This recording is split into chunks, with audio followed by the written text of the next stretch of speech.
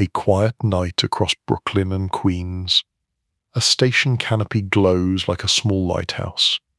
Inside an office with neat folders, a patient man named Michael Franzese listens more than he speaks, and the roots keep their rhythm because he asks them to. No shouting, no rush, just errands that look like deliveries and choices that help the city sleep. Settle in and adjust your volume. You are also welcome to leave a comment below with your local time and location. Chapter 1. Night Pumps and Quiet Math. The city breathes differently after midnight. Streetlights turn the asphalt into a quiet river, and the gas stations become little islands of glow where numbers on the pumps tick upward with patient certainty. A soft click, a gentle sigh of pressurized fuel, the smell that means morning trucks will roll on time. Somewhere beyond the hum, a siren passes without hurry, like a reminder that even the night has chores. In this hour, math whispers. It speaks in gallons and pennies, in what is owed and what is kept, in the way a ledger can cradle a secret so neatly that no one hears it breathe. There is a man who listens for such whispers. He has a steady smile and an unhurried walk, the kind of calm that makes a diner waitress pour him a little extra coffee without asking why. His name is Michael Franzese. He knows the neighborhoods because the neighborhoods knew him first, when he was younger and still learning who keeps what promises. He understands that a city is a set of rhythms.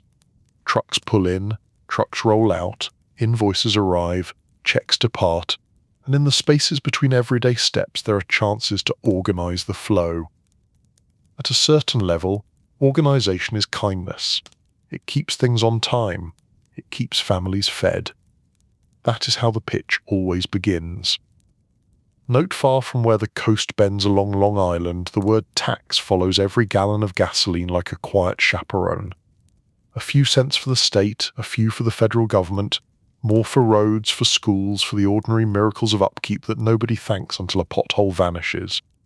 The pump does not argue, and the customer does not fight the numbers because it is late and the ride home is not going to drive itself. But the math on the back end, the part that lives on carbon paper and in outboxes, has its own personality. It has temperaments and tells. It can be persuaded to walk a different route. Imagine a circle of paper companies that exist more on letterhead than on brick and mortar. They have names as forgettable as clouds: Atlantic something, Eastern something, Tri-County something. One might buy fuel wholesale and sell to another on paper, the second sells to a third, and so on, like a shell game with deliveries that do happen but taxes that do not settle where they should. By the time the last company in the chain owes the taxman a neat mountain of pennies, that company has dissolved like fog at sunrise. The tax was charged at the pump, yes, but the burden of remitting it was shuffled along a loop that closes quietly in thin air. Michael did not invent the loop. Cities invent their own workarounds and then pretend they showed up as rumors. But he saw what could be done with it. He saw the way partners could be recruited and reconciled, the way a smile and a handshake could set the tone so that the trucks kept rolling without stress. The network would stretch from Brooklyn to Queens to Staten Island by way of the long arc of the Verrazano, out through New Jersey where tankers rested in big shadowed yards, then back in the morning like tides. The beauty of the thing, if beauty is the word you would choose while speaking softly, was that no one had to rush. A driver learns to time his meals with loading schedules. A dealer learns to keep two ledgers. An accountant senses that columns can be placed just so, with numbers that look routine, not too thin and not too generous. Even the state learns to blink at a certain rhythm. Receipts go missing across county lines, and the question becomes not who did it, but how to nudge the stream back into its banks. Meanwhile, the island gas stations are still glowing. The pumps chirp and rest.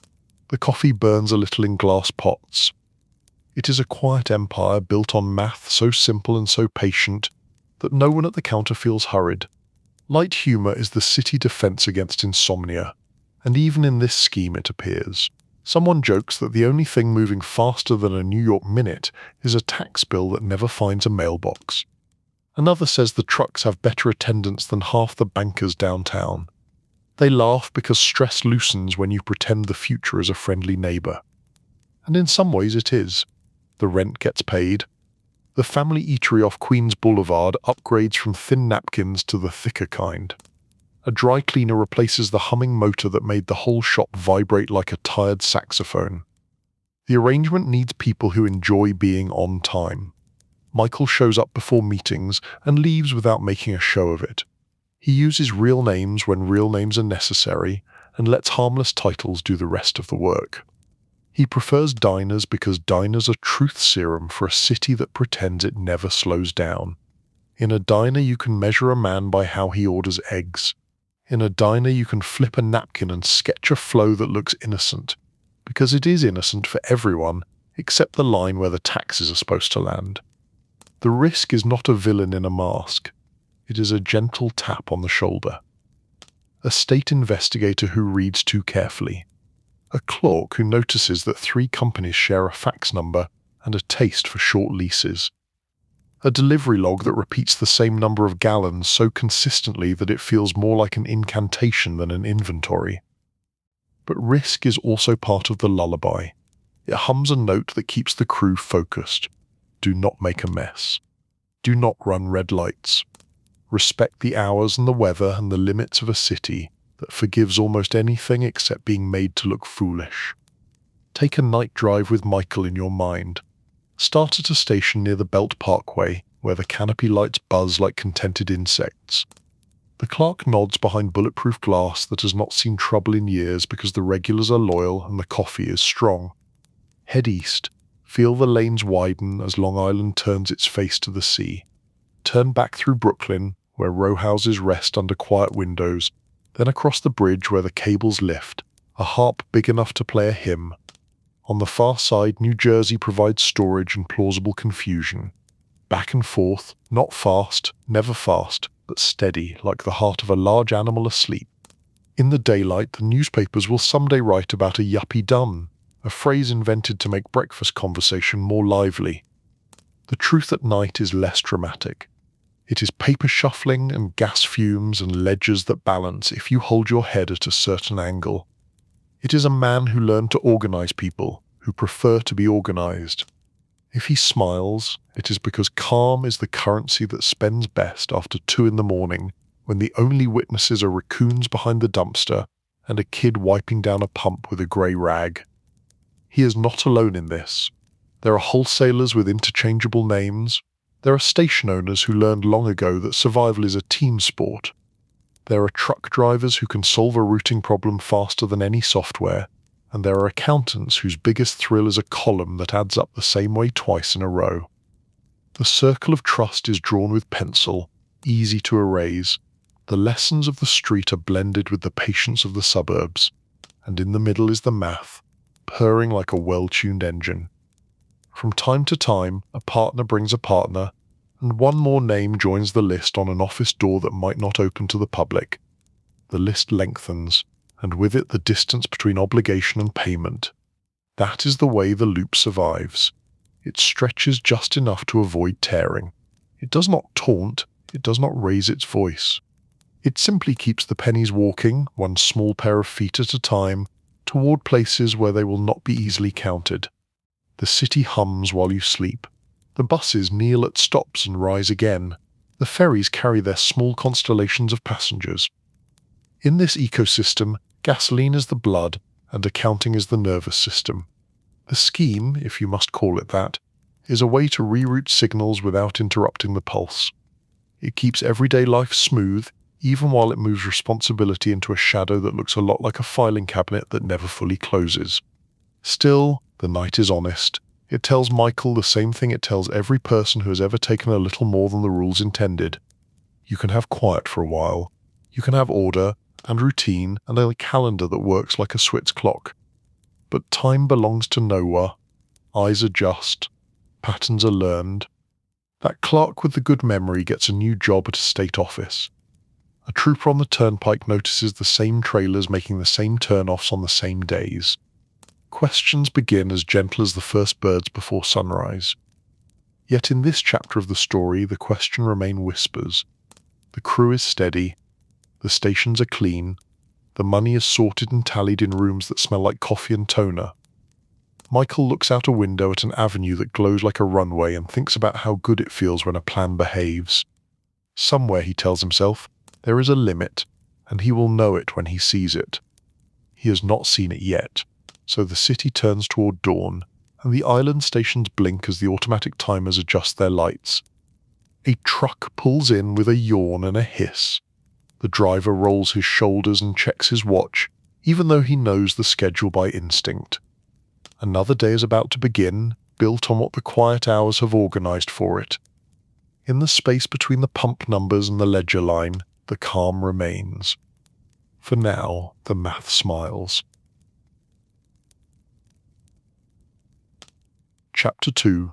The Road from Brooklyn.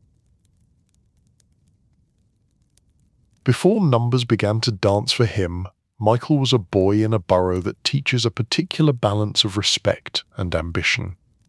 Brooklyn can be loud, but it can also be tender if you know where to look.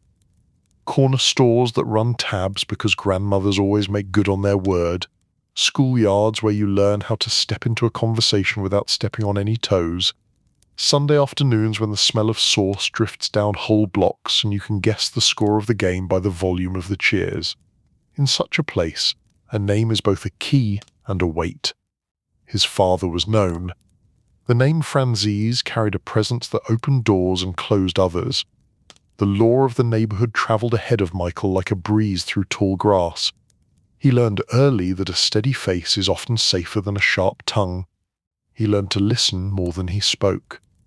He learned that people remember the way you make them feel longer than they remember the exact words you used. These were not rules carved into stone. They were the sort of gentle guidelines a city whispers if you pay attention. School came easily enough. Numbers behaved. History unfurled like a street map. Teachers noticed a calm in him, that unteachable ability to sit still while other kids chased the clock. There was talk of paths that had nothing to do with gas stations or ledgers or the particular etiquette of back rooms. College on Long Island offered classrooms that smelled like chalk and resin, evenings under bright field lights, the ordinary promise of a future built from books and the steady work of showing off. But life does not travel in a straight line from lecture hall to ceremony. There are family obligations, and there are tides in a neighborhood that pull stronger than anyone admits. The idea of earning respect without wearing a suit to an office every day can be tempting when the suit never really fits. Michael felt those currents. He did not need anyone to say what was expected. Roads in New York do not always need signposts. You follow traffic, you read the signals in the faces at the table, you adjust. He learned the manners of the life the way a smart kid learns a new language. Speak softly. Do not repeat what does not belong to you. Pay on time. Keep your friends close and your acquaintances comfortably outside the fence. He saw that power when held too tightly becomes brittle. He saw that kindness, when used skillfully, moves mountains without raising a hand. A smile can do the work of a threat, if everyone understands that the smile belongs to someone who can keep order. Brooklyn made him a good judge of rhythm. He could sense when a room wanted a joke and when it wanted silence. He knew how long to hold eye contact and when to look away. These are small details, but our lives are often decided by small details. There were cousins and neighbors and old-timers who looked at him like a promising investment. Not a torch carrier, not a hothead, but a manager in the making. A person who could take a chaotic supply of intentions and turn it into something like a business. By the time conversations about gasoline began to circle, Michael had already learned how to sit at a table and let others talk themselves into agreeing with him. Gas was country simple. People needed it. Trucks needed it. The city needed it more than it needed nearly anything else. The taxes attached to it were invisible to most drivers, and that made them a tempting target not for drama but for the softest kind of trick. If the state never saw the money, would the driver notice? Would the streets crack? The notion had a dangerous charm. He spent time in places that smelled like coffee and rubber and floor cleaner. Not boardrooms, not exactly, but rooms where deals made more sense than any mission statement. He met men who dressed like they were allergic to attention, and men who wore a little too much aftershave. He learned to sort them by usefulness and by risk, the way a chef sorts ingredients before the flame ever touches the pan. He saw where a quiet system could be built and where it would be destined to leak. Family still mattered. You cannot be from Brooklyn and forget that. There were dinners where the small talk felt like wrapping paper over unsaid truths. There were older relatives who spoke in parables, leaving the young to connect dots they had drawn invisible on the tablecloth. There was pride when Michael handled himself well, and there was caution too, because pride and caution are cousins in this world. His father was both a legend and a lesson. Respect the craft, respect the consequences. There is a certain moment in every life when a person chooses who they will be in public and who they will be in private. For Michael, the public face was calm, organized, almost managerial. The private face could afford to admit that the world runs on compromises and the art is to pick the ones that do the least harm. This is how he justified the next steps. He would build something that kept everything moving. He would make sure no one got hurt, at least not in any way that showed up in a headline. He would be careful. He would be better than the men who mistook fear for respect. On Long Island, office parks sleep at night like wide animals with even breathing. In daylight, they serve insurance firms and logistics companies and law practices where young associates build stamina by proofreading until their eyes ache. At night, a back office with modular furniture can host plans of a different sort. Michael liked these settings because they felt harmless. An office fern softens the edges on any conversation. A whiteboard makes every scheme look like legitimate project management. He studied the tax structure like a patient solving a puzzle. The state takes this, the federal government takes that. Wholesalers shoulder the remittance, retailers collect the price that already includes the tax, and somewhere downstream a specific entity must send the pennies home. If the entities become a parade of temporary faces, the remittance turns into a ghost. It is not a violent trick. It is the quietest of disappearing acts, performed on paper, with invoices that stack neatly and signatures that will not survive a hard knock on the door. It was not only about the money. It was about proving a point to himself and to the room, that he could be more than a famous name from a famous borough, that he could be a builder, that he could run a complex operation without scratching the surface of everyday life. He would be the conductor of a symphony no one in the audience knew they were hearing. Delivery routes would be the strings. Cash pickups would be the brass. Accountants would keep time like percussion. The melody would be steady commerce. Every arranger needs lieutenants. Michael chose men who understood that loud is not the same as strong. He picked people who knew the difference between respect and panic. A driver who arrived early without being asked. A bookkeeper who could find a misprint by touch alone. A station owner who treated his regulars like extended family and his paperwork like a religion. He rewarded good habits. He discouraged improvisation. He set the meeting times as if they were a train schedule. With the team in place, he mapped the flow from the tank farms and terminals in New Jersey, across bridges that had their own kind of gravity, into boroughs where a change in signage could signal new ownership even when nothing had actually changed. He wrote timelines on legal pads. He marked the difference between what went on paper and what went on napkins. He built the loop like a watchmaker, assembling tiny parts that clicked into place with satisfying precision. Listen closely and you can hear the city react when a plan like this begins to hum. A man who had been late every month suddenly pays his rent on time. A cousin opens a small storefront with a neon sign that flickers but refuses to die. A Little League team gets new uniforms courtesy of a donor whose generosity is matched only by his discretion. People assume the economy is smiling on them. They are not wrong. Money is a weather system. When it shifts, everyone feels the breeze. But the weather also brings shadows. In certain offices in Manhattan and Albany, analysts start to notice anomalies. Tax remittances dip even as consumption indicators rise. A pattern emerges so faint that only the careful can see it. That is for later, for other chapters. For now, Michael stands at a window in an office park and watches the red brake lights stream along the expressway like embers. He feels the machine start to move. It is not a roar, it is a purr, and he believes, perhaps with too much faith, that a purr can last forever. There is the matter of conscience.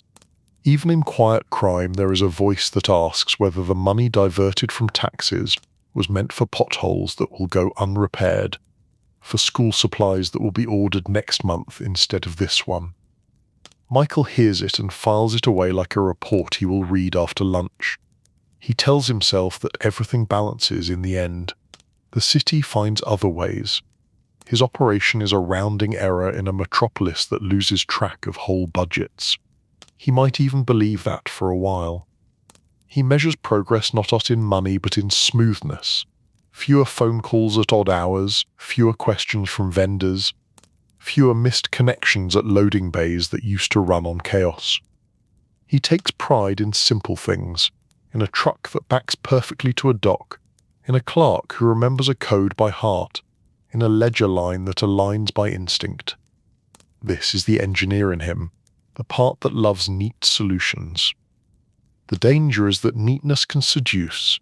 It makes you think the world will stay arranged just because you arranged it once. What remains unspoken at the end of these beginnings is the understand that nothing stays hidden in a city built on eyes. New York may forgive, but it does not forget, and it keeps records in the way a forest keeps rings. Michael is too smart not to know this. He simply believes that he is smarter than the pattern. He intends to leave before the final curtain, to change lanes, to go straight when the rest of the traffic turns. He keeps that plan like a lucky coin in his pocket, a reminder that he can still choose the exit when the sign appears. So the road from Brooklyn leads him through college halls and family dinners and office parks and quiet gas stations at dawn. It leads him into the loop that makes pennies vanish and reappear where they are wanted most. It leads him into leadership, a word that sounds good even when it has shadows attached. He is not the first to make such a trip, and he will not be the last. But he is particular, and in that particularity there is both his advantage and his fate. Chapter 3: Pennies on the Gallon. The first lesson is simple. Taxes ride with fuel like a quiet passenger. Every gallon hums with a small obligation that no one sees at the pump. People pay the price and keep moving because the city runs on trust that someone somewhere will send the pennies where they belong. The system is designed for speed and stability. Most people never think about the journey those pennies take after the nozzle clicks home. Michael thinks about it. He traces the path of a gallon from terminal to truck to station to car. He pictures the paperwork moving in parallel, a stream of invoices and receipts, stamps and signatures, each one a small footstep along a long corridor. If the steps are careful and consistent, the corridor feels like a moving sidewalk. If the steps shift just a little, the corridor loops back on itself, and no one notices until the lights come on. In the early days, the loop is humble. A company appears in a modest suite with beige carpeting and a view of a parking lot. The company exists to buy and sell on paper, to sit between the terminal and the street with a smile and an invoice number. It collects the price that already contains tax, then forwards responsibility to another temporary face with another neat letterhead. That face passes the duty along again. By the time the music stops, the chair that owes the remittance is not in the room. The trick works because it feels boring. There are no sirens and no midnight chases, only office coffee and copy machines and trucks that leave on time. The danger of boredom is that it disarms. People look for excitement when they look for trouble. They miss the trouble that wears a tie and carries a 3-ring binder. Michael cultivates this invisibility. He asks for clean desks and dull decor. He favors offices where the loudest sound is a stapler. There are partners to keep content. Station owners appreciate a steady supply and a friendly schedule for payment. Truckers appreciate routes that respect their lives. Accountants appreciate clear instructions and clean math. Michael delivers all three. He creates a culture where everyone believes they are part of something sensible. He treats the loop like a small-town library. Whisper, return what you borrow, and never dog-ear the pages. He meets a wholesaler in a diner off the expressway. Again a diner, because diners make everything sound practical. Over eggs and toast they discuss volumes and timing, never saying more than they need. They talk about weather and bridge traffic, which is to say they talk about risk without breaking a sweat. A deal is a living thing. The fewest words keep it breathing. Supply flows from terminals in New Jersey. The tank farms rise like sleeping whales behind chain link and floodlights. The night crews know the rhythm of loading racks better than the notes of any song on the radio. Michael respects them because they move the substance that carries his math. He ensures the paperwork arrives before the trucks do. He ensures the phone lines are never busy when a driver needs confirmation. The grace of the operation is courtesy. On paper, the chain lengthens. Atlantic this buys from Eastern that. Tri-County that sells to Metro something. A shell on top of a shell. None of these entities lasts long enough to develop a holiday parted. They exist to catch responsibility and throw it forward like a hot potato. The last company, the one that would owe the tax, dissolves into a shrug before any letter from the state has time to clear the mailroom. Station owners shrug too, but for different reasons. The fuel arrives, the price is right, customers come. A tire gets plugged for free because the owner is in a generous mood. A kid behind the counter learns the art of counting change without looking down. Life continues. The loop keeps its promise because the loop depends on everyday normalcy. If anything feels off, it is only that deliveries seem earlier and books seem tidier. Noah complains about punctuality and neat ledgers. The dollars begin to add up, or rather, the dollars that do not leave begin to line up in quiet stacks. A manager buys new chairs that do not squeak. A driver finally replaces boots that were storm away from surrender. A station owner fixes the neon flicker. This is the soft charity of the loop, the way it warms corners without drawing a spotlight. Michael notices how kindness cements loyalty. He encourages small improvements because they make people feel invested. Light humor keeps the air loose. Someone says the state must be on a diet because it is missing so many pennies. Another replies that the state will make up for it with parking tickets. Laughter, then a quick return to work. Jokes are a pressure valve. They release steam without rattling the pipes. The math stays elegant. A volume here, a fraction there, nothing gaudy. Michael warns against greed. He repeats himself on this point because repetition keeps people safe. Do not take so much that the pattern glows. Keep the curve smooth. If a spike appears, shave it back to average. He says this the way a piano teacher says keep your wrists soft. Practice until it becomes natural. He knows the loop will invite attention if it becomes a parade, so he staggers activity, adjusts names, rotates addresses. He practices the art of forgettable detail, a lease term that ends just before a routine audit, a company name that looks like a cousin of another company from 5 years ago, phone numbers that share an exchange but not the last 4 digits. These are stitches no one sees unless they pull the fabric taut. There is also diplomacy. Other crews circle the same pool. Some come wanting a piece, some come to test the fence. Michael prefers merger to conflict. He spreads the work so that everyone eats, and Noah throws a stone at the window. This is less romantic than legends would have it, but more effective. He saves sharp options for emergencies, and relies on negotiation for everything else. At night, he allows himself a walk through a sleepy station. He stands beneath the canopy and listens to the click of a cooling pump. The numbers on the display blink like tiny lighthouses. He thinks of the cities within the city, the one of trucks and tanks and hoses, the one of ledgers and filings and thin paper that smells faintly of ink. He is proud of the order. He believes order is a kind of mercy. Discipline is not immunity. Somewhere an analyst at a state office redraws a graph. Somewhere a clerk compares a set of invoices and hears a faint echo in the numbers. Somewhere, a new hire asks a simple question that senior staff forgot to ask years ago. The loop continues, yet the first soft footprints of curiosity appear at its edges. Michael sleeps well anyway. He trusts his pacing. He trusts the decency he has woven into the schedule. He trusts the fact that most human beings will not sprint toward a problem if it looks like work. The comfort of this belief is both a pillow and a blindfold. For now he does not mind the blindfold. The night belongs to those who can make complexity sing lullabies. The city teaches patience in small lessons. A tanker idles while a gull inspects the mirror. A manager signs a page and straightens the stack as if tidiness could bless the day. Michael watches these moments with the attention of a watchmaker. If the second hand stutters, he wants to know why. If a driver smiles too wide, he wonders what luck arrived and whether it came with a string.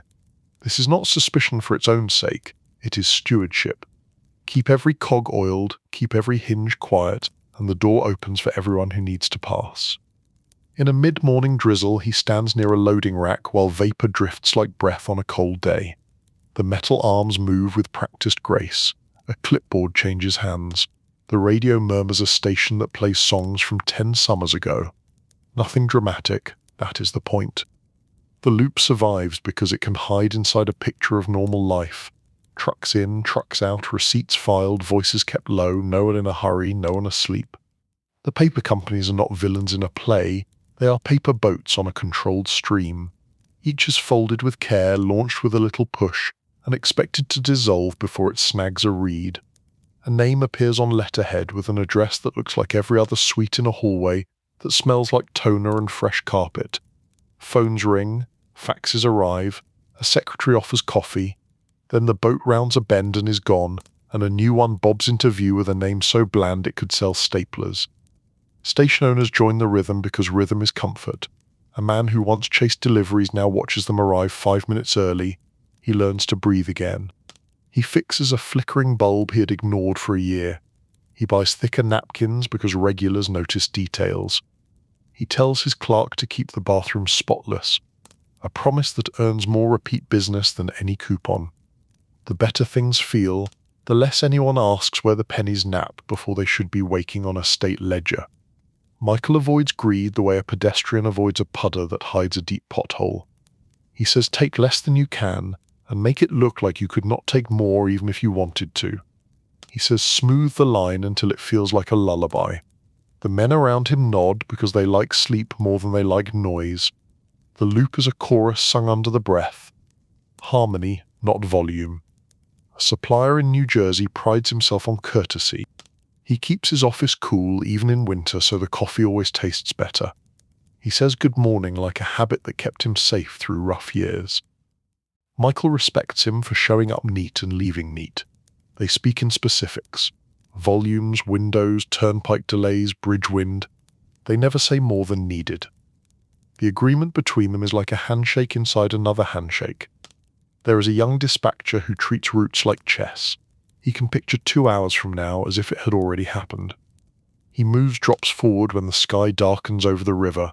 He steals a half hour from a slow bay and gifts it to a station near a school where traffic swells at dismissal.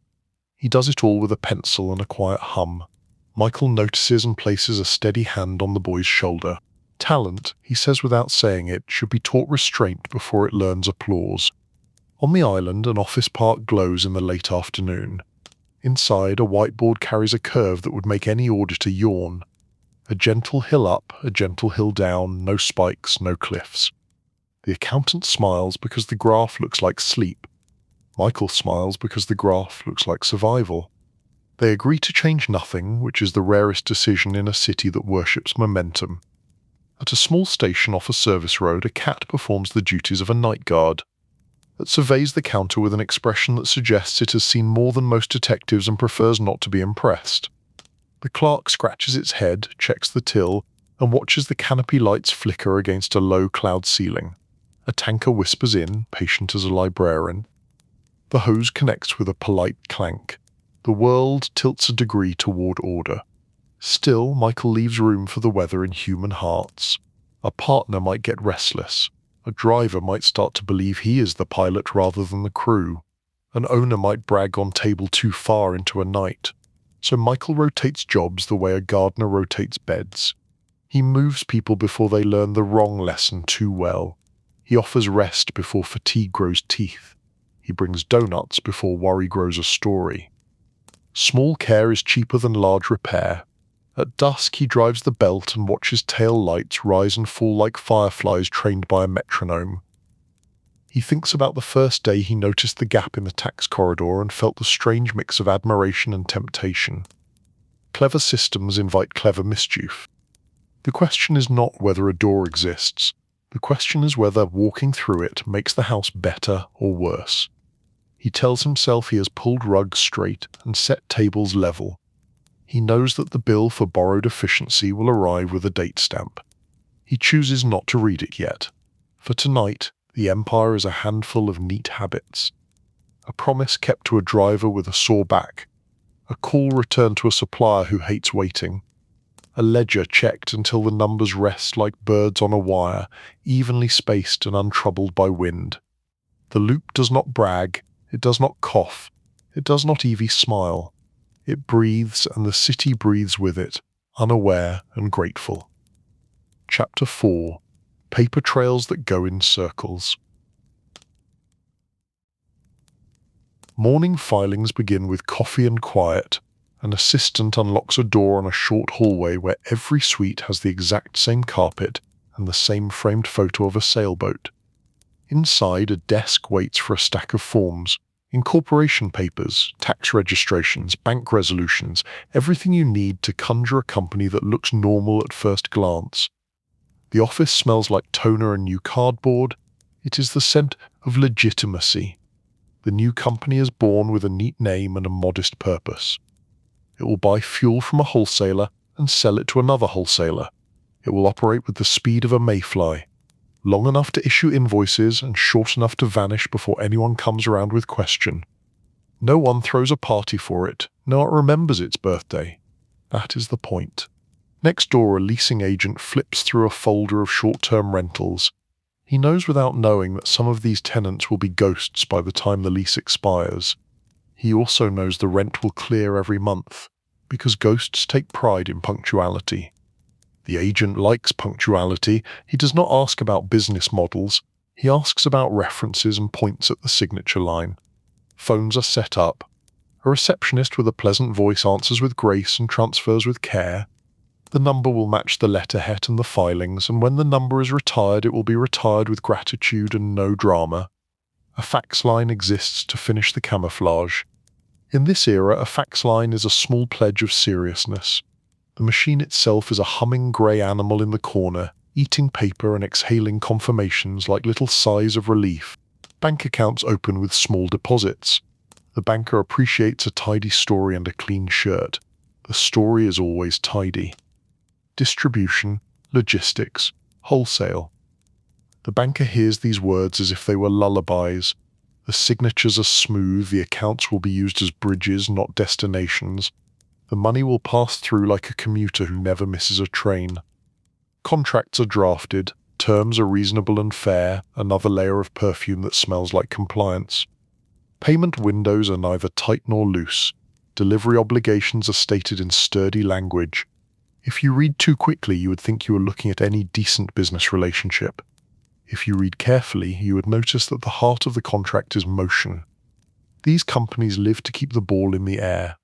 No one wants to be the one holding it at the horn. Meanwhile, trucks do real work. They rumble across bridges, down turnpikes, into boroughs where sunrise paints brick a soft peach. Drivers sign bills of lading with hands that know exhaustion and contentment in equal parts. A dispatcher keeps time like a drummer, making small adjustments when traffic hiccups or when a station manager needs a favor. The physical world remains honest. Fuel is heavy, hoses are stubborn, gravity never forgets its job. The paper world is more flexible. Invoices can travel faster than trucks.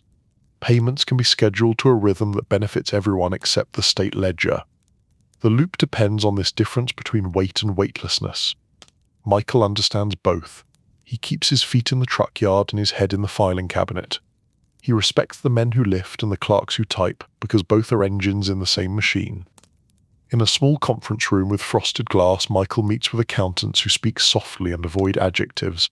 They present ledgers with columns that read like poems about regularity. Debits walk beside credits like old friends. The story they tell is that nothing unusual has occurred. The story is believable because it is true in the way a partial truth can be. Fuel was bought, fuel was sold. Everyone was pleasant. The question of tax remittance is left to last, and last is where the paper trail curls out of sight. He reviews the shell companies as if he were inspecting a line of parade floats. Each has colour and a hint of personality. None has enough substance to carry weight. He times their exits with care. No entity stays long enough to grow roots. He files dissolutions with the same courtesy he used to file incorporations. The circle closes. The names become yesterday. A week later, new names join the line. At a station in Queens, a young attendant watches a tanker pull away and wonders where all that fuel was yesterday. The answer is everywhere and nowhere. The loop keeps the city supplied. The loop does not keep record where anyone can read them without squinting. This is by design. Paperwork moves like a magician's hand. Look here, look that. Blink and the card is gone. Michael keeps schedules in pencils and pens. Pencil for plans that breathe, pen for orders that must hold. He writes addresses and contact names on index cards and locks them in a drawer. He tells each office manager to maintain a clean desk rule. A clean desk is not only tidy, it is strategic. A blank surface minimizes stories when someone from the outside walks in without calling first. He trains his lieutenants to answer questions with hospitality, offer coffee, ask about their drive, make eye contact without trying to hold it hostage. The best defense against suspicion is ordinary kindness. People want to leave an office feeling that they met decent folks who love clean paperwork and fresh donuts. If they leave smiling, the filing cabinet breathes easier. Even with all this grace, hints accumulate. A supplier notices that a buyer changes names too often. A clerk at a state office maps remittances over time and sees a dip where a rise should be. An investigator in a suit that fits too well starts showing up at stations just to chat with managers about deliveries. None of this amounts to thunder. It is a change in barometric pressure. People who can feel weather shifts start to pay attention. Michael does not panic. Panic is noise, and noise is a match dropped in dry grass. He responds by smoothing edges. He slows the loop for a week to let the air settle. He merges two paper entities so the graph looks less jagged. He pulls impatient partner off the field and gives him a vacation, masked as a promotion. He does what good managers do when the audience leans forward. He changes the tempo. At home, he lives quietly. A calm kitchen. Mornings that begin with a newspaper and a simple breakfast. He tells himself that a man is allowed to want serenity. He tells himself that his operation is an administrative correction, not an attack on the social contract. He believes this because belief is a tool. Tools keep hands busy and minds steady. In the mirror, he sees a man who has turned chaos into routine. He also sees, if only for a second, the outline of a future where a judge says his name out loud in a room with hard benches. He blinks and the outline fades. He is not there yet. He has chapters still to write, deliveries still to coordinate, employees still to protect. He decides to keep his head down and his math exact. A late evening brings him back to a truck yard in New Jersey. Floodlights cast long shadows. Diesel engines tick as they cool. The smell of fuel and metal and rain on dust wraps around him like an old coat. He walks past hoses coiled like sleeping snakes and pats the side of a tanker as if it were a horse. He thanks the crew, not in words but in the way he shows up and pays on time. Respect looks like a signed check that does not bounce. On the ride back across the bridge, the skyline glows like a promise. He thinks about the circle of paper he has drawn around a very physical business. The circle shields, but it also confines. Circles are easy to inhabit and hard to leave. He wonders, just for a heartbeat, whether he has built a cage with nice furniture. Then the toll booth arrives, and the thought dissolves in the rhythm of change and receipt and the rolling forward into the night.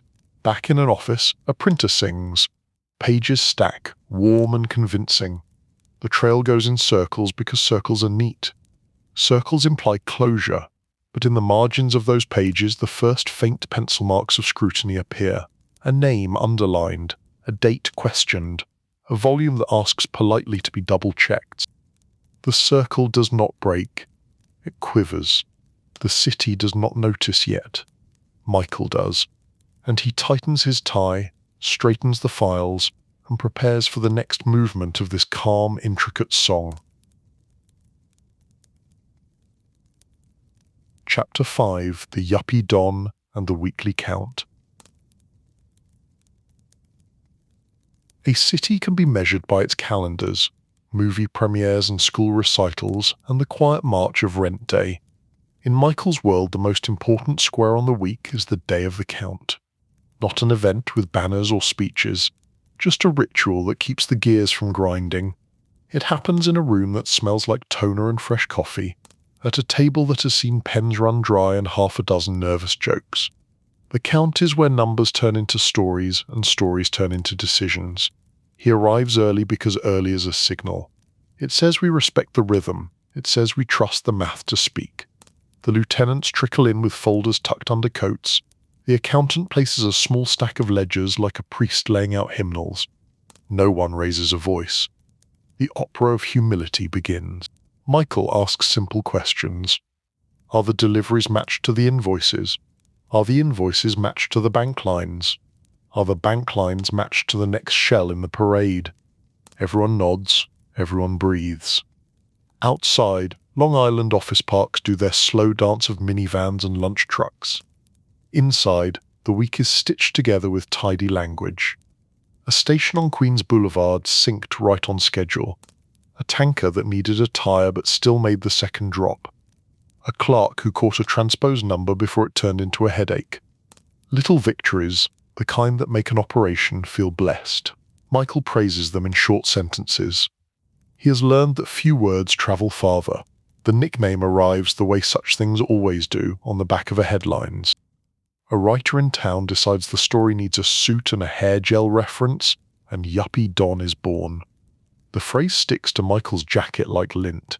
He does not chase it away, he does not invite it in, he simply keeps walking. In private, he makes a small joke about how it is nice when the city thinks you have time to shop for cufflinks. Then he goes back to counting gallons and smoothing schedules, and reminding everyone to breathe. There is an art to selecting offices that keep tempers cool. Michael favors rooms filled with soft light, innocuous art, indoor plants that refuse to die. He appreciates the way a fish tank can relax a room, the way a gentle hum from the air conditioning can erase awkward silence. In these surroundings, tense meetings simply do not take root. Disagreements glide into compromise. Numbers, like koi, circle in calm water and return to the starting point without complaint. He keeps the roots humane. Truckers are not soldiers, they are professionals with families and backs that remember every winter. Michael listens to their small requests. Start me earlier on Tuesdays so I can make my daughter's game. Give me the bridge at dawn and I will handle the heavy load. Bring me to Staten Island on Thursdays because the coffee at that bay tastes like home. These details sound like noise to outsiders. To Michael, they are the tempo that lets the whole song play without a sour note. Cash flow has a personality. It does not like to sprint and stop. It prefers a jog.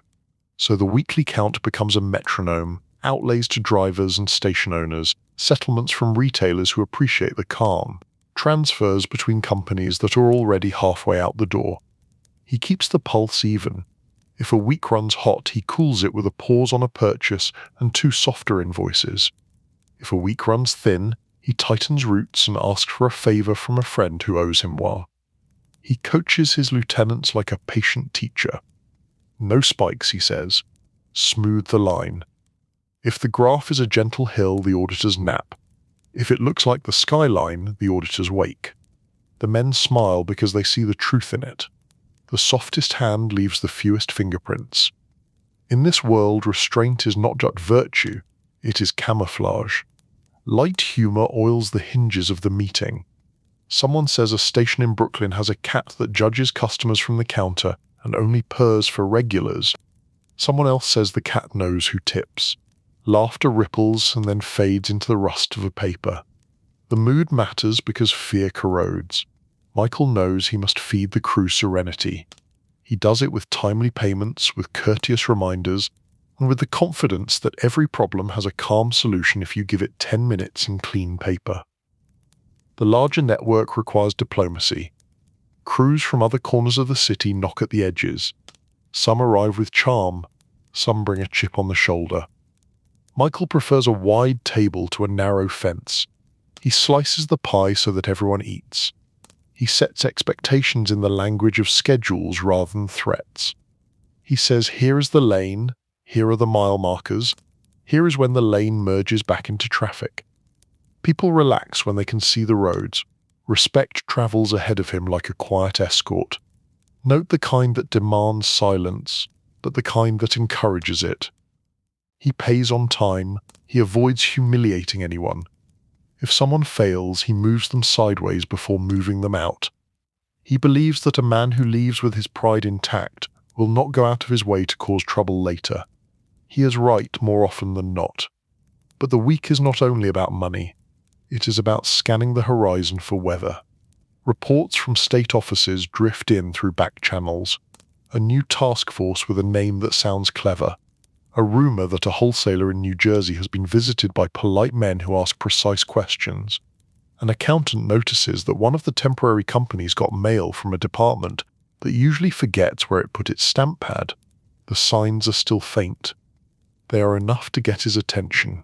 He responds with grace, not panic. A company slated to dissolve is dissolved a week early. A phone number that could attract curiosity becomes a voicemail that thanks callers and points them to a website that will soon be offline. Records that are no longer needed take a quiet trip to an industrial shredder that sings like a heavy metal bird. Nothing dramatic, nothing rushed, just housekeeping. He takes long walks to think, the way some men pace before a game. Through neighborhoods that taught him manners, past storefronts that survived better days and worse nights, he reminds himself what the city needs from him, which is to keep it moving. He also reminds himself what he owes, which is to know when to slow or stop before momentum becomes a war. He promises himself that he will see the exit ramp when it appears. He hopes he will have the courage to take it. At home, the news talks about lifestyle and labels. The city loves to dress a story in clothes that fit a cocktail party. Michael turns the volume down and listens to the weather instead. He cares about storms, about temperatures that make bridges slick, about fog over the turnpike. He smiles at the nickname that follows him from page to page, then folds the paper and washes the dishes. Quiet routines are a shelter no headline can breach. The weekly count ends the same way it begins. Coffee cups empty, papers stack in neat piles. The accountant notes the next appointment and the lieutenants check their watches. Michael thanks them with a nod and a line or two. Keep it smooth, keep it light, keep it kind. They drift back to their routes and offices, and the operation exhales. The city keeps humming. The trucks keep rolling. The fish in the office tank go on circling, golden and calm, as if they were the guardians of a secret that is mostly about patience. Chapter 6. Heat without flames. Heat arrives first as a feeling you cannot name, a change in the air of quiet rooms, an extra beat between a question and the answer.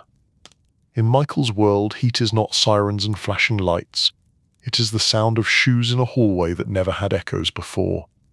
It is the visit of a courteous official who asks for a document that should be easy to find and somehow is not. It is a rumor with a badge. In Albany and in Manhattan, task forces gain acronyms and conference rooms gain whiteboards. Analysts draw lines between companies with names that look like cousins. They know the gasoline universe holds rivers of tax pennies.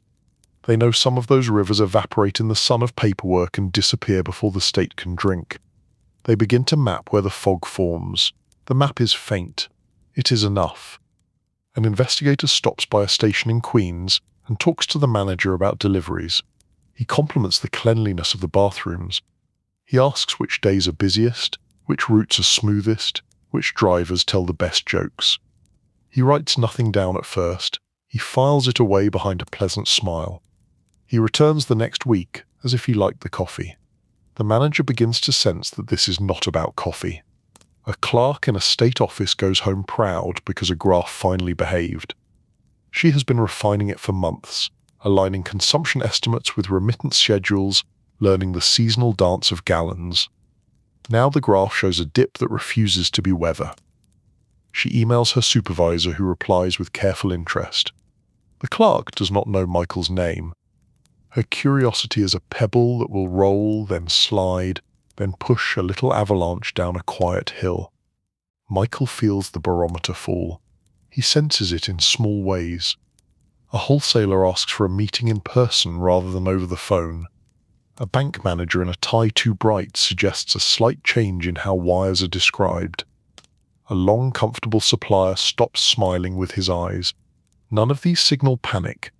Together they compose a new melody, something a little off-key, something that wants resolution. He gathers his lieutenants and explains the rule of storms. When the sky darkens, you do not argue with the sky. You cover what you can. You slow down what does not need speed. You keep the crew busy with checklists that matter even if they feel small. They nod. They trust him. He sends 2 on paid vacation with the story that their talents are needed for a special project out of state. He retires a paper company early. He audits ledgers as if the ledger were a guest house. He wants to pass the white glove test. Investigations move like chess pieces. A subpoena worded kindly and delivered politely. A request for interviews framed as an opportunity to clarify. Michael hires attorneys who speak in the register of patients. They request time and promise cooperation. They gather documents with the same care he uses to route trucks. This is a new supply chain, moving paper to rooms where questions are asked with soft voices and hard attention. The crew feels the heater's delay. Drivers sit a few minutes longer before rolling. Station owners lean on counters and watch the door. Accountants stay later and proof numbers twice. The operation does not stop. It breathes slower. Michael understands that speed is a tell. He removes it from the equation. He chooses calm as his only tool. There is a man from the inside who decides to talk. Not out of hatred, out of exhaustion. He misses sleeping without rehearsing conversations in his head. He misses being a face at the back of the room rather than a name on a memo. He brings anecdotes and routines and little errors that looked like nothing until he lined them up for the visitor who brought him coffee and a promise of fresh air. He is not evil and he is not brave. He is human, and humans seek lighter loads. Michael hears this through the grapevine that never fails. He sits by a window and feels the architecture of the loop the way a sailor feels the hull in a cross-current. He thinks about mercy, not as a grand act, but as a series of choices. Let this person go with dignity. Absorb that loss without assigning shame. Remove this piece without breaking the whole clock. He edits, he trims, he prays to the God of small mercies who governs paperwork and timing. Courtrooms become a possibility rather than a rumor. He prepares for that possibility the way he prepares for every meeting, by understanding who needs what to leave the room with their shoulders relaxed. Prosecutors need a story that reads cleanly to a jury. Investigators need to feel the puzzle snapped into place. Judges need order. He thinks about how to offer those things without giving away more than the truth already commands. He is not planning a fight. He is planning a landing. Meanwhile, at dawn, the trucks still breathe diesel and fog. A driver checks his mirrors and taps the wheel like a drummer in a slow song. He does his job because the city still needs fuel. The loop may narrow, but the streets must wake. Michael loves this continuity. It reminds him that the work has always been about motion, not spectacle. He allows himself a smile and then it fades, because grace has a schedule, and grace is not infinite. He meets with counsel in a room with carpets so soft the chairs seem to float.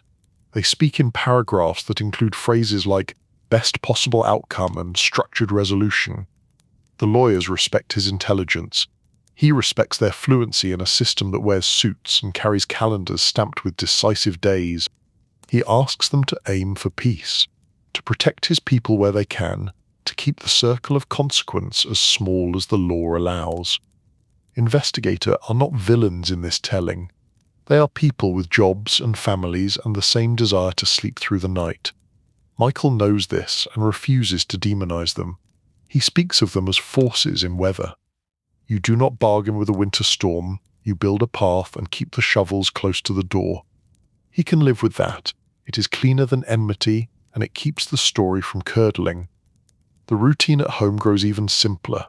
Breakfast at a quiet table, a page or two of the paper, a call to check on a station owner whose mother is in the hospital. These small acts are ballast. They keep him upright when headlines mutter. He tells himself that the measure of a man is how softly he moves in hard times. He tries to move softly.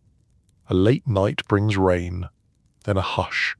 He drives past the river and watches the city glow through mist, each light a little star with its own gravity. He thinks of the pennies that never reached the ledgers where the state keeps its promises. He thinks of the small good those pennies did in the lives they touched along the way.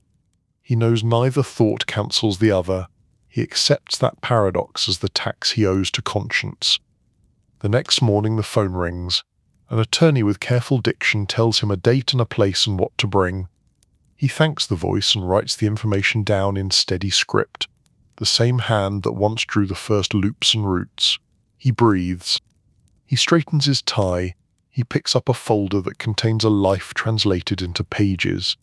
Heat without flames, he thinks. The kind that makes you choose, not the kind that makes you run. Heat becomes a syllabus. First come the polite questions, then come the repeat visits, then comes the request for things that take time to fetch. Each step is a lesson in patience for everyone involved. Agents learn to keep their voices warm, clerks learn to double knot evidence envelopes, lawyers learn to translate worry into checklists. Michael learns how to hold still while the room takes his pulse. A midweek morning brings him to a law office with carpets so thick the chairs glide like skaters. The partner assigned to him has the manner of a careful tailor. He measures risk without making a face. He lists options like a waiter offering specials without pushing the fish.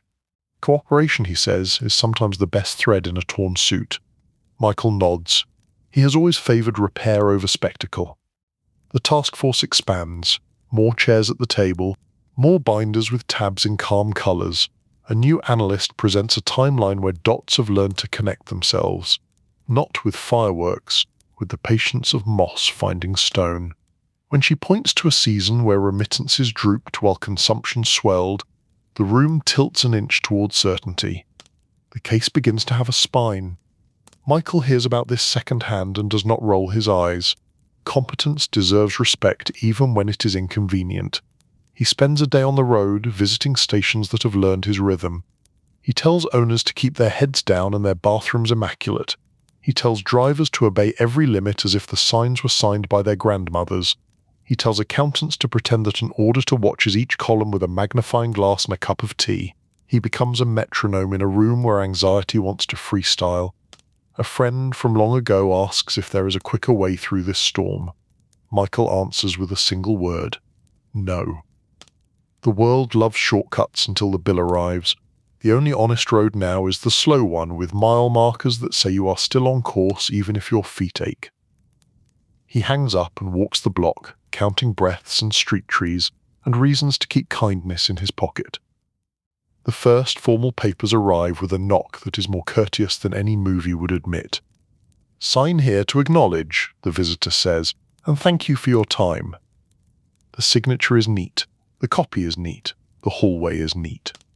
Michael closes the door and places the envelope on a table as if it were a guest who needs a chair. The house feels the change and settles into a new silence. That night he imagines the loop as a set of music stands in a rehearsal space. Some hold pages with notes. Some hold blank sheets where improvisers once believed they were composers. He sees that his own baton has been conducting a song that never asked permission to borrow the hall. He does not hate the music. He does not love it either. He sees it clearly for the first time without the romance that used to soften its edges. Next morning he dictates lists, one for council, one for lieutenants, one for himself. Gather receipts that show ordinary care. Confirm every wage paid on time. Archive what is lawful to archive, and present what is required to present. For himself he writes a line that does not need ink to be permanent. Speak low. Keep promises. Do not confuse calm with immunity. A lieutenant calls to say an investigator has the gift of easy conversation. The man asked about weather on the bridge, about coffee at a certain diner, about a cat that rules a station counter like a throne. The questions seemed friendly until the pattern of them curled into purpose. Michael thanks the lieutenant for the read. He says, "Be friendly back. Civility is not surrender, it is shelter." Visits to offices become scenes from a play about courtesy. People stand for each other. Doors open quietly, water is offered, files are reviewed, dates are confirmed. Someone laughs at a line that is not really a joke. Everyone pretends they're at the dentist and the cleaning will be thorough but painless. Michael reminds himself that endurance is simply politeness practiced for a long time. A weekend arrives and he walks the long way to nowhere in particular. Kids clatter along a playground. A man waters a rectangle of grass as if it were a rare plant in a museum. A dog sleeps under a bench like a folded blanket that dreams of running. The city appears unchanged. The change is inside him, a recalibration of how loud he wants his life to be. He thinks about whispers that became routines, and routines that became walls. He decides to leave a door unlocked in his own mind for whatever comes next. By late afternoon, a drizzle. He drives along the river and watches the tank farms soften into silhouettes. The cranes look like quiet birds cooling their wings. He remembers the first time he stood here and thought this landscape could be turned into a calendar that fed families. He was not wrong about the potential. He was wrong about the cost. He says this out loud to Noah and lets the rain carry it away. On Monday, the lawyers call with a schedule that will turn his days into measured steps. Appear here, produce that, review these, discuss outcomes that allow for dignity and restitution. He agrees without performance. He will try to make it easier for everyone to do their work. He hopes the favor is returned in careful ways. At night he writes a letter he will never send. It begins with a simple admission. I built a beautiful clock and powered it with borrowed time. It ends with a promise to trade cleverness for clarity. He folds the page and slides it into a drawer behind a notebook filled with roots that will never be used again. The drawer closes with a soft click that sounds like the first small note of a gentler song. Chapter 7. Courtrooms and Recalculations. A courthouse in the morning is a machine that runs on punctuality and coffee. The hallways echo with careful footsteps. The benches hold people who are learning to breathe inside a clock that is not theirs. Michael enters with the steady composure of a man who has rehearsed his role. He knows that in this space, etiquette carries more weight than reputation. He nods to the officer at the door. He thanks a clerk for a folder. He takes a seat where the light falls clean and even across the floor. The language of the law is a different dialect of the same city. It speaks in counts and findings, in agreements and acknowledgements, in fines and years measured by calendars rather than seasons. Michael listens.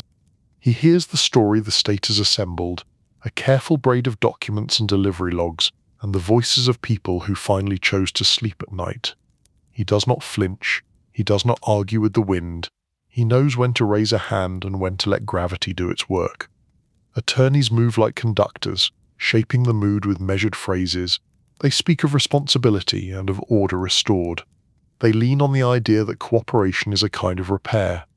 Michael sits with his hands still, the picture of a man who understands a ledger that must be balanced. The word restitution appears, heavy but not cruel. The word custody arrives, firm but not theatrical. The judge is respectful because respect is the scaffolding that keeps the room standing. There is a moment when silence feels like the exact center of the story. The judge reads a sequence that transforms a man from free to not free. The officers are gentle, the lawyers adjust their files with the precision of surgeons. In that stillness, Michael performs his own recalculation. A new schedule will begin. New limits. New forms of trust. He accepts it as he would accept a change in route for a driver on a foggy morning. No tantrum, only a nod to the reality of weather. In the visiting room of a facility built for routine, there are plastic chairs and tables that wobble only a little. Hours stretch like soft dough. People learn to talk without wasting words. On a first visit, family arrives with faces arranged to carry hope. They sit. They hold hands when they can, their fingers making a knot that will keep them from floating away. Michael thanks them for coming. He asks about meals and work and school projects. The conversations are ordinary on purpose. Ordinary is a lifeline. He learns the logic of the place. Lines matter. The order of names matters. The etiquette of asking matters more than in any boardroom he has ever seen. He keeps his head down and his spirit tidy. He reads because reading offers landscapes that do not require permission. He writes because writing lends shape to hours that would otherwise become fog. He does push-ups because a body that can move with strength remembers it is still a body. Time here is a different kind of currency. It is earned and spent with intention. Michael uses it to calculate a future that does not need secrecy to stand upright. He studies the mechanics of his own past with the care of an auditor. Where did the first compromise dress itself like kindness? When did efficiency turn into avoidance? He learns to remove bravado from the storyline, and what remains is a map with fewer shortcuts.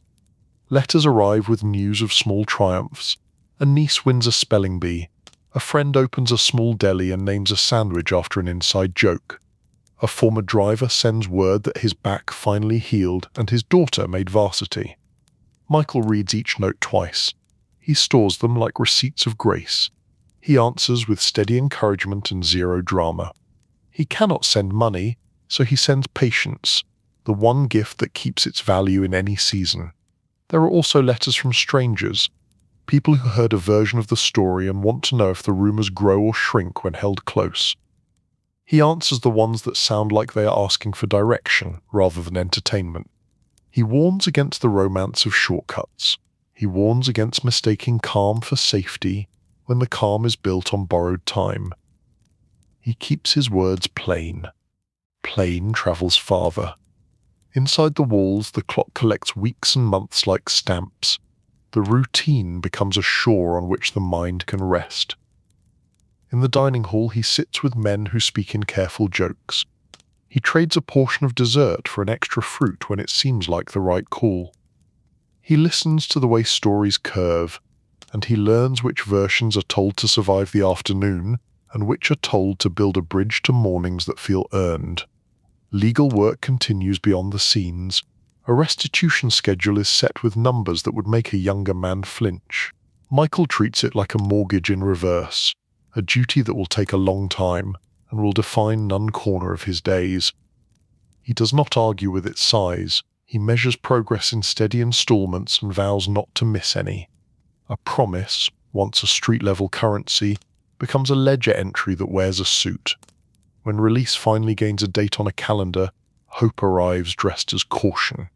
He knows not to build castles in the mind. He makes lists instead. Call this person. Apologize to that one. Return a book that has been waiting for him at a cousin's home. Stand still for a minute in the open air and say thank you without trying to find the perfect words. He rehearses humility like a craft.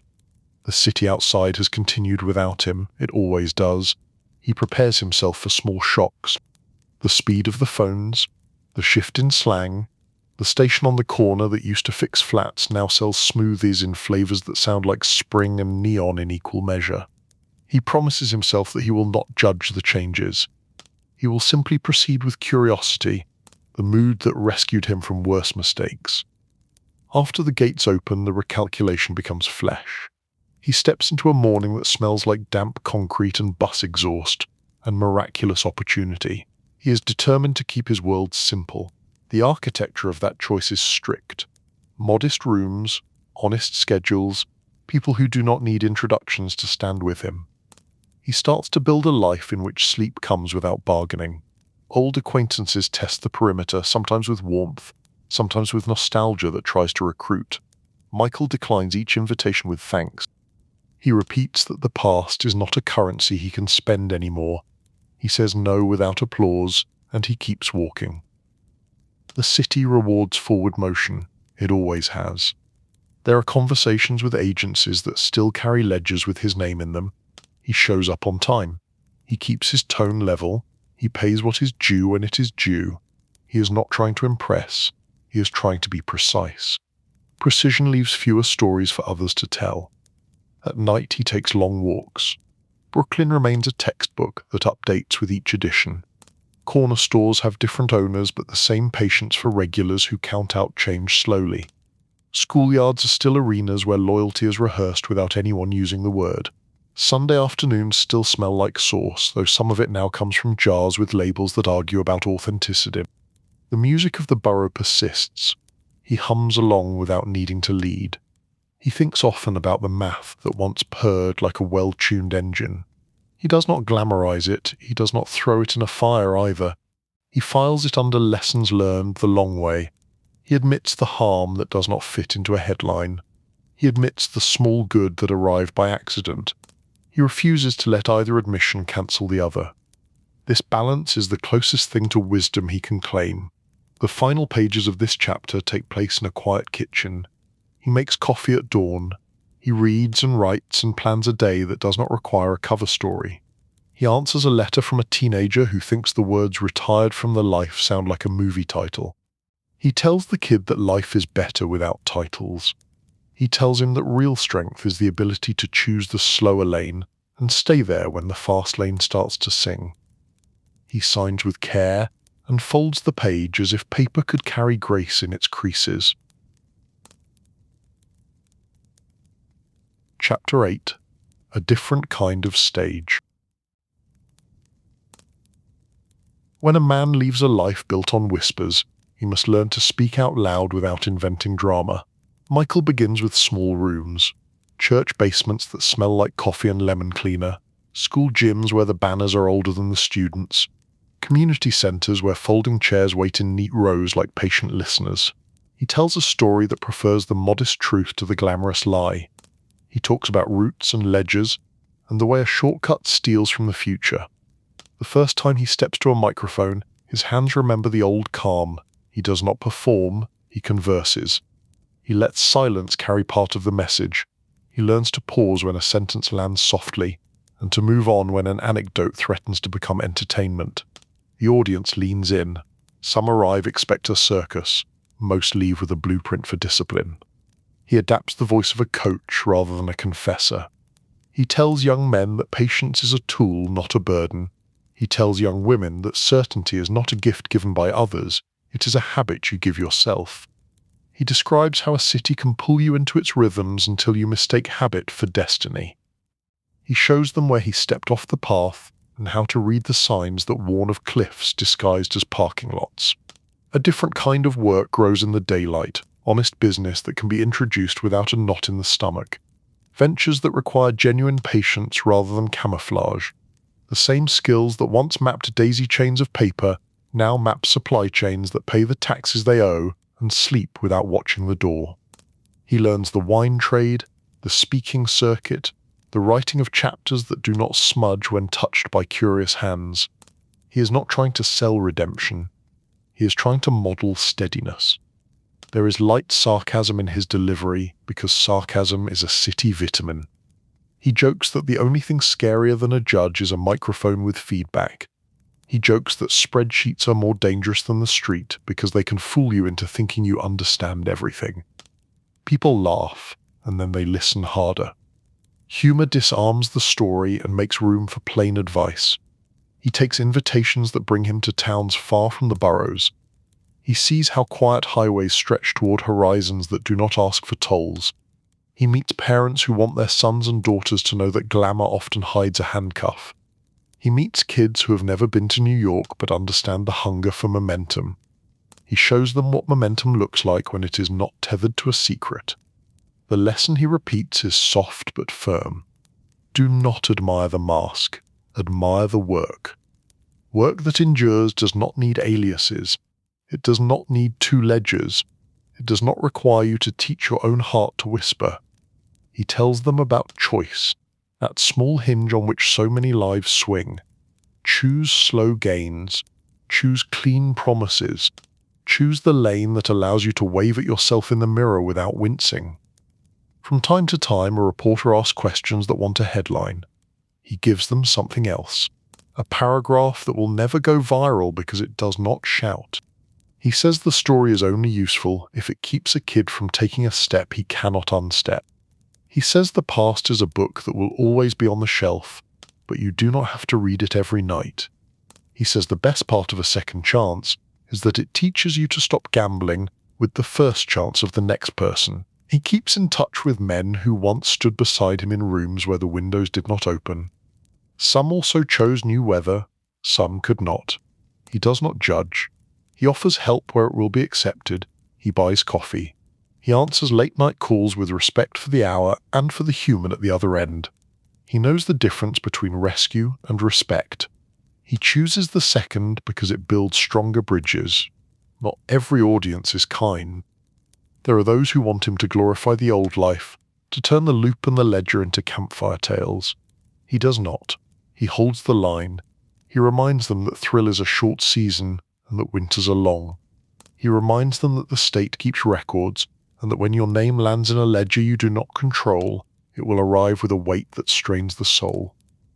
He refuses the script that would pay better and sleep worse. The work takes him back to New York often. He walks past stations that now belong to different owners with different math.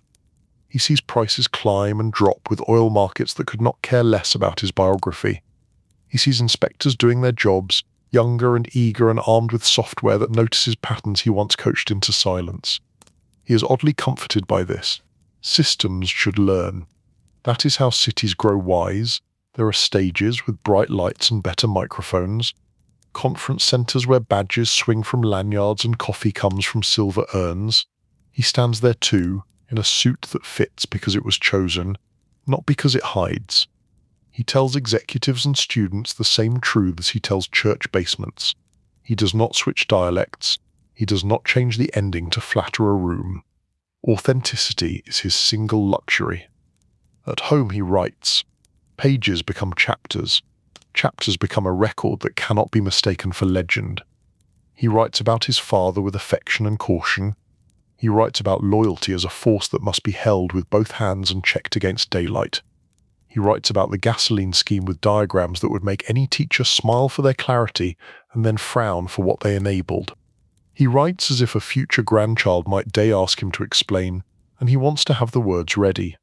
He continues to meet people who need a pivot, a boxer whose knees have given up on the dream, a clerk who has been cooking numbers for a boss who thinks law is a suggestion, a kid who has never felt famous but has always felt hurried. Michael teaches them how to slow down without feeling like they are falling behind. He teaches them to see the long game. He shows them how to replace the word hustle with the word craft. Humility becomes not only a posture, but a method. He laughs at himself in gentle ways. He admits when he is learning. He says thank you more often than he used to. Gratitude is a guardrail on a road that looks the same at every turn. It keeps you from drifting into old lanes. It keeps your hands where they belong, lightly on the wheel, eyes forward, mirrors checked. In quiet moments he tends to a small garden on a windowsill. Cherry tomatoes and basil, simple things that reward patience. He waters them with the same regularity he once demanded of schedules and counts. He admires how plants do not rush. They convert light and time into sweetness and scent. The lesson is as old as any borough and as new as any morning. He also gives time to faith, not as spectacle but as conversation with the part of the world that does not negotiate. He uses that time to make amends in chapters rather than headlines, calls returned, debts acknowledged, apologies placed gently not as currency but as truth. He finds that this work does not finish. He accepts that, and the acceptance itself becomes a form of rest. A final scene for this chapter takes place in a gym where the floor is polished and the air smells like rubber and hope. He speaks to students who sit cross-legged and restless. He tells them that grit is not the same as stubbornness, that courage is not loud, that peace is the only status worth chasing. He finishes with a simple promise. If you ever need to talk, reach out. Someone will answer. He steps away from the microphone, and for a moment the silence is the sound of futures recalculating. Chapter 9. What the Gas Taught the Streets.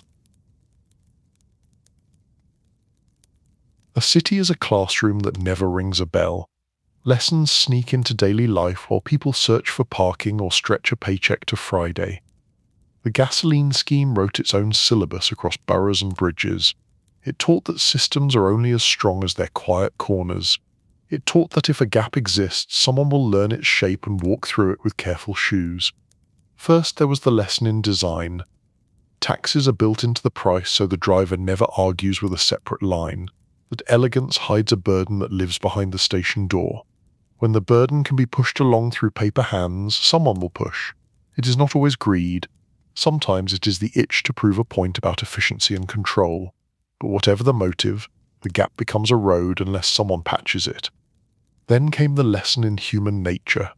People prefer routines that save face. A station owner keeps his pumps flowing and his shelves stocked. A driver keeps his route predictable so he can sit at the same diner at the same hour and get the good table without asking. An accountant loves columns that behave and numbers that do not make waves. These preferences can be coaxed into cooperation, for good or for a scheme. Michael understood that every profession has a comfort zone, and the zone can be tuned like a radio. Neighborhoods felt the weather in simple ways. A fresh coat of paint on a storefront, a new neon sign that actually worked, backpacks full of school supplies for a team that had always relied on hand-me-downs. None of this felt like crime to the people in line. It felt like progress. The problem with easy progress is that it rarely sends receipts to the places where promises are tallied for roads and schools. The cost becomes invisible until it is not. Agencies learn too. They learn that graphs should be read with the ears as much as the eyes. A soft dip can mean a loud truth. They learn to treat shell companies like a family tree that changed its last name every season. They learn that collaboration between offices beats turf wars, and that a clerk with patience can be more powerful than a headline. Quiet competence was the hero of this unit. The market reacted. Legitimate wholesalers grew sharper about their partners. They built checklists that looked like common sense and turned into shields. Insurance companies adjusted their question. Banks updated their alerts. 1,000 small things changed, and the sum of those small things made new space for trust. This is how a city heals when a scheme grows roots, not with one loud law, but with many small habits. For the families inside the loop, the lessons were more intimate. The kids learned that a parent who comes home on time is a kind of wealth. Spouses learned that serenity has its own flavor and it is better than fancy. Friends learn that a person can step away from momentum without falling. These are quiet truths. They sink in slowly and stay. Michael saw the long echo in faces. The former driver who no longer winced when a state trooper passed him on a bridge. The station owner who slept through the night because the only ledger on his counter now matched the on-file downtown. The accountant who still loved neat columns, but loved clean sleep more. There was relief in these stories, and that relief mattered more than any headline ever had. He also acknowledged the other side. Money that never reached the public ledger left small scars that do not bleed but do not vanish. A road took longer to repave, a school put off an order, a clinic replaced a machine a season late. These are the sorts of harms that do not show up in a movie. They live in errand lists and maintenance logs. He did not make excuses. He called them by their plain names and let the room sit with them until the weight registered. From Brooklyn to New Jersey to Long Island, the geography of fuel mapped onto the geography of trust. Bridges were not only steel, they were agreements. When a bridge is built well, people forget it exists. When a bridge cracks, everyone remembers it at once. The gasoline scheme built invisible bridges that could not bear honest weight forever. The repairs taught engineers and auditors and lawmakers how to build better ones. In boardrooms and classrooms, his talks turned into workshops on pressure and choice. He asked people to list the moments in their own work when a shortcut tempted them. He asked them to imagine the invoice that would be easiest to look past. He asked managers to describe their version of the weekly count and to decide how they would keep restraint at the center. He was not pointing fingers, he was handing out mirrors. Cops and investigators shared their lessons too. Patience over spectacle, patterns over noise, respect over swagger. The best interviews felt like conversations in a diner. The best breakthroughs came from questions that did not sound clever at first. The work was a craft, and craft loves humility. The neighborhoods kept their humor through it all because humor is how people carry weight without snapping. Old-timers called the tax pennies ghosts and said they had finally found a priest. Station cats continued to judge customers from the counter. Drivers still rated coffee by mile marker. Life went on, because cities are not fragile. They bend. They snap back. They learn. Michael also spoke about loyalty with more nuance than the old days allowed. Loyalty to people is noble until it asks you to ignore the math that keeps the whole town upright. Loyalty to a crew is steady until it becomes a leash that pulls you toward a cliff. The healthier form of loyalty is to principles that do not buckle when a charming plan smiles at you. He told young listeners that the strongest friend will applaud when you choose the boring, safe route. If a friend pushes you toward a glamorous mistake, that is not friendship. That is a costume. New rules and better software made the game harder for anyone hoping to reenact the loop. That was not the end of temptation. It never is. But the cost of trying rose, and the return fell, and in that new math many chose different paths. The story itself became a deterrent. The romance leaked out of the legend. What remained was a cautionary tale with tidy paperwork and lonely nights. On a quiet evening, Michael drove the same roads at a lawful pace and felt a different kind of satisfaction. The bridges hummed. The skyline flickered. Stations glowed like small hearths. He thought about how many hands it takes to keep a city gentle and how few it takes to tip it off balance. He chose gratitude. He chose to believe that most hands want to steady the table. He decided to help those hands wherever he could. The final lesson of the gasoline era was not about taxis or trucks or shell companies. It was about attention. The attention you pay to the small hinge that holds a door. The attention you pay to the pause before you say yes to something that sounds easy. The attention you pay to your own heartbeat when it speeds up for the wrong reasons. Attention is a kind of love. Applied carefully, it can keep a city from drifting. He ended many talks the same way. The street teachers, the classroom teachers, your quiet moments teach. Choose your teachers wisely. Then he would step away and let the room breathe, because the best lessons arrive when nobody is talking. Chapter 10. Last fill-up before dawn. The night before a fresh decision always feels like a train station at closing time. Few people, soft announcements, a clock that cannot be hurried. Michael stood in that kind of night and chose to take Canmore Drive through the routes that used to define him. Not as a victory lap, as a farewell tour to the version of himself who loved complexity for its own sake. He started near the water where the wind tastes like metal and salt. The station there had changed owners twice since the old days. The canopy light still buzzed with polite determination. A driver in a jacket that had seen many winters stretched his back and laughed with the clerk about nothing at all. This is what the city is made of, Michael thought. Work and small laughter and the promise that morning will show up on time if the pumps keep their word. He headed west where brick rows watched the street like families on stoops. He passed a diner that had once hosted plans and now hosted pancakes. Inside he could picture a kid doing homework in a booth while a parent counted out tips and smiled. He did not go in. Some rooms you honor by letting them remain ordinary. Across the bridge the river moved like a long thought. Tank farms stood in the distance, patient and immense. He remembered the physics of it all. Fuel that had to be measured and moved and accounted for with respect. Hoses that needed a careful hand. Racks that demanded discipline. The old thrill prickled at the edges and then faded, replaced by a gratitude that nothing in his life needed disguise anymore. The car turned toward Queens, where the streets have a rhythm you can tap with 2 fingers on the wheel. Stations here wore new signs and sold new snacks, and still smelled like gasoline and coffee because some things never change. He slowed to watch a mechanic slide out from under a sedan, with a face blackened by honest work and a smile that said the problem had been solved. He nodded to himself. Solutions that do not require stories are the best kind. He thought about names that would never return his calls, and names he still dialed when he wanted to check on a grandchild or a garden. He thought about his father, a presence both warm and stern, and how lineage can be a compass or a trap depending on how you hold it. He thought about the kids he had spoken to in gyms and auditoriums and how their faces held the light of futures he would never script. Light sarcasm visited him even in this quiet mood. He joked to himself that retirement meant fewer faxes and more Basil. He admitted he missed the weekly count only in the way a runner misses a hill that proved his lungs could work. The test is valuable. The hill does not need to be climbed again. Past midnight the city softened. Buses sighed at corners. A street sweeper wrote bright circles on asphalt. The radio played a song he almost recognized.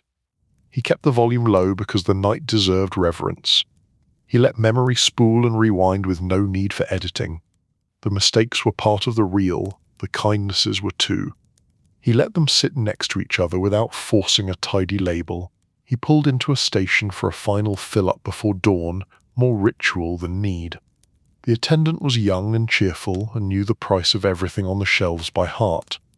While the pump murmured, Michael watched the numbers climb and thought about the pennies that now found their way home without detours.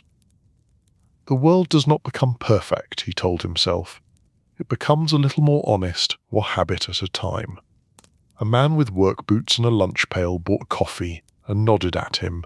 They did not speak. The nod was enough.